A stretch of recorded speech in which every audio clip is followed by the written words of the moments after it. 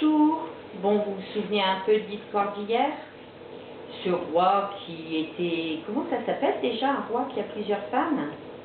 Polygame, c'est ça.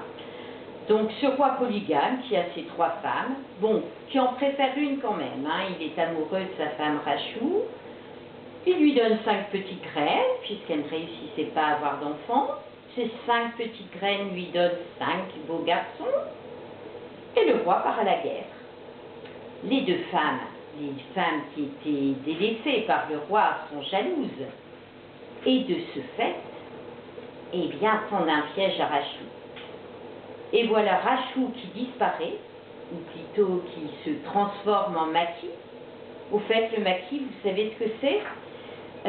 J'ai une photo là, j'espère que là vous le voyez. Hein. Sinon vous chercherez tout à l'heure. Donc elle se transforme en maquis. Les 5 enfants sont partis je ne sais où et ont été remplacés par des chiffons. Donc voilà, que va-t-il se passer? Eh bien le roi revient de la guerre. Une année s'écoula. Quand le roi apprit ce qui était arrivé en son absence, il se mit en colère et organisa de nouvelles recherches. Hélas, pas la moindre trace des disparus. Ravo-Iména était désespéré. « Ô grand roi, dit un esclave que Ravo-Iména avait ramené de son expédition, je dois absolument te raconter quelque chose. » « Je t'écoute. » Je coupais du bois dans la forêt quand un maquis, assis au sommet d'un arbre, m'a fait signe. Il parlait de toi et prétendait s'appeler Rachou. Rachou, sursauta le roi, conduis-moi immédiatement à l'endroit où tu as aperçu le maquis. Le roi, ses ministres, ses gardes et les 2 sœurs suivirent l'esclave dans la forêt. Et tous s'arrêtèrent au pied d'un grand arbre. Le maquis à la longue queue rayée s'y trouvait déjà. « Comment puis-je être sûr qu'il s'agit de Rachou ?» s'inquiéta le roi. « Il me faudrait une preuve. »« Si je ne suis pas Rachou, dit le maquis, cet arbre restera dressé vers le ciel. » L'arbre, aussitôt, se plia en 2.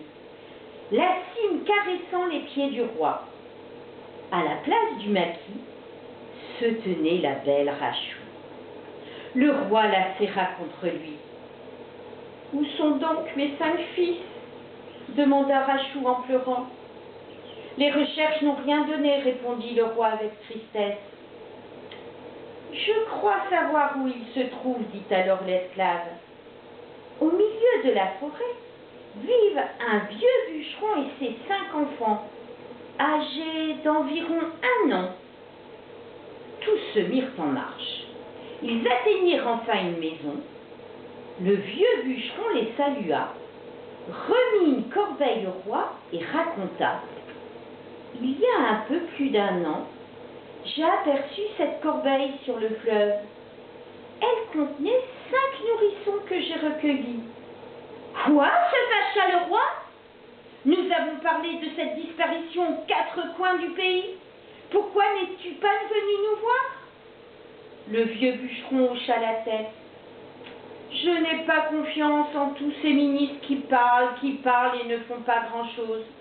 Je préfère me boucher les oreilles que de perdre mon temps à les écouter. » Oh, le premier ministre est très prêt à tuer le vieil homme. Au même instant, le roi leva le bras. « Garde, arrêtez tous ces ministres qui ne sont que des incapables. Cet esclave et ce bûcheron sont des sages. Ils les remplaceront. » Le roi et la reine embrassèrent leurs 5 petits garçons. Puis le roi se tourna vers les 2 sœurs. « Je sais que vous êtes responsables de tout ce qui s'est passé. »« Quelle honte !» s'écria Rakoto. « Nous sommes innocentes. Où donc est la boucle qui manque à ton oreille droite ? » On me l'a volée, bafouilla Rayoto. « Non, dit le roi, tu l'as perdue sans t'en rendre compte. » Bizarre, comment se fait-il qu'elle se trouve dans cette corbeille? Les deux sœurs jalouses tombèrent à genoux en criant « Pitié !» Mais le roi prononça 3 mots incompréhensibles et traça sur le sable des signes étranges.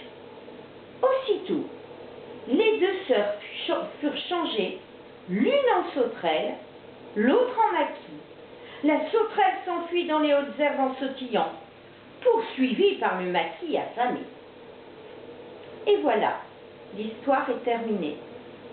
J'espère que vous avez été très attentifs, car aujourd'hui, dans le travail que je vous donne, il y a un questionnaire sur cette histoire que je vous ai racontée.